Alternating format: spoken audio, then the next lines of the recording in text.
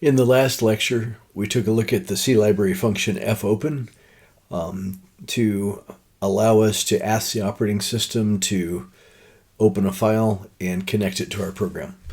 In this mini lecture, we're going to look at fgetString, which I've pulled up here.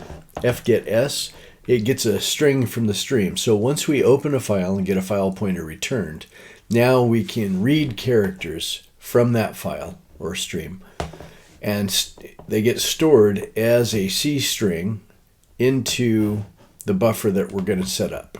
Okay, and so that's what str pointer to char is all about.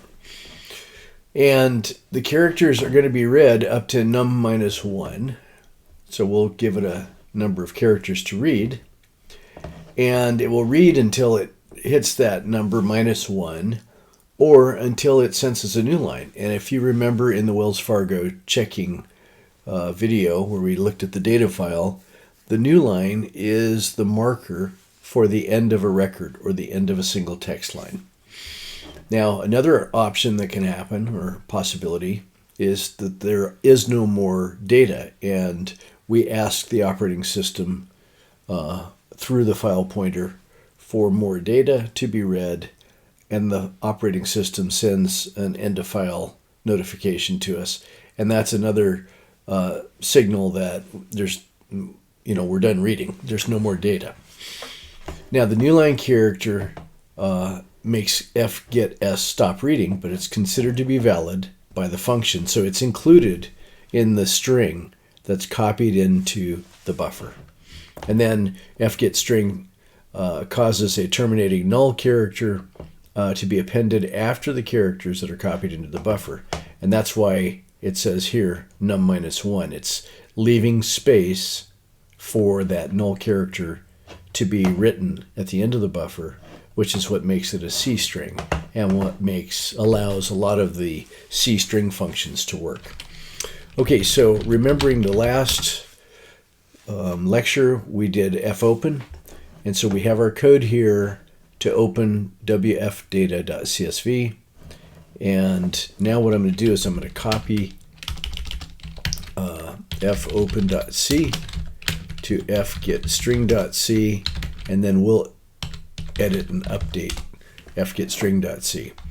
So we get a file pointer at line 6, we test it for null at line 7, and if it's not equal to null, then we go to line 11, because we know we successfully opened the file. So I'm going to just update this message and say reading, and then I'm going to make a call to fgetString, and then I'm going to create another printf statement indicating that we closed the file. Okay, so let's compile this and see what happens. fgetString.c. So the error that we get is there's too few arguments to the function call. We expected 3, we got 0. And here's the 3 parameters we're going to set up right now. And you can see here the name of the function. Okay, so let's go set up the 3 parameters. And let's see, we need a pointer to an array of characters where the string read is going to be copied to. So you know from watching your LinkedIn Learning Essential C how to set up an array of characters. So I'll call it line of text, and we have to tell it how many bytes to set aside. So this allows us to read a line of text that's 99 characters long, including the invisible new line. And then that last character, the 100th character, is going to be given a terminating null, the 0 character, ASCII 0, and that's done by fgetString to terminate the string so that it's got an end marker. So then we come down here to fgetString, and now we have the buffer name, line of text. That's where the data being read from the file will be copied into. we're going to say 100, which means it's going to read 100 minus 1, that's 99, and it will stuff it in the first 99 characters in line of text, and then the 100th character will get the null written into it. And then we have to tell it where is the data coming from, and that's what our file pointer gives us. Okay, and now I will printf, because we're just getting one line of text here. We're not getting any more than that because we're only calling it once. And I'll say line of text. I'll compile it. I'll run it. This is our executable.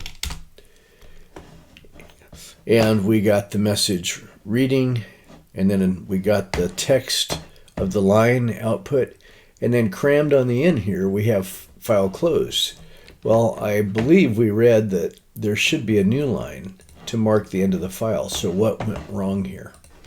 Well, let's take a look at the first line of the Wells Fargo data file, and you can see that it's actually more than 100 characters.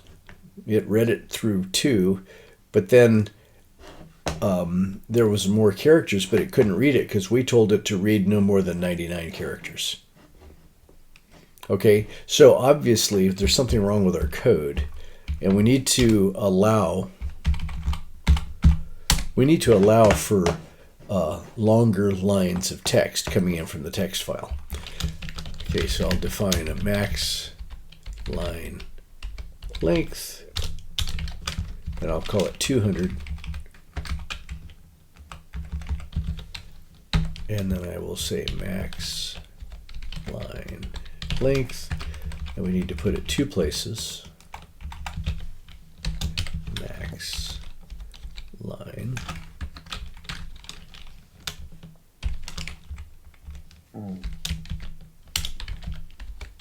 length. There we go.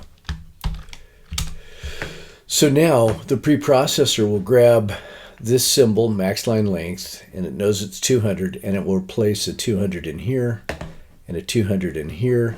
And then every time we come back to this program, we only have to update this number in one place.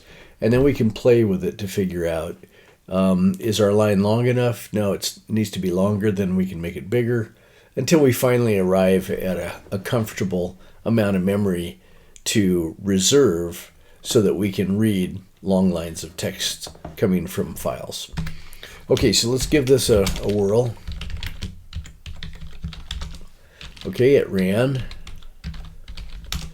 And now this time, we got the entire line because it's not even close to 200 characters long.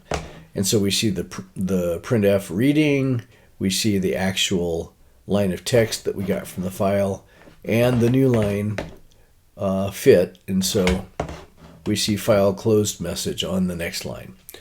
Okay, so in the next video, I'll show you how to enhance or update the code so that we can read all the lines from the file.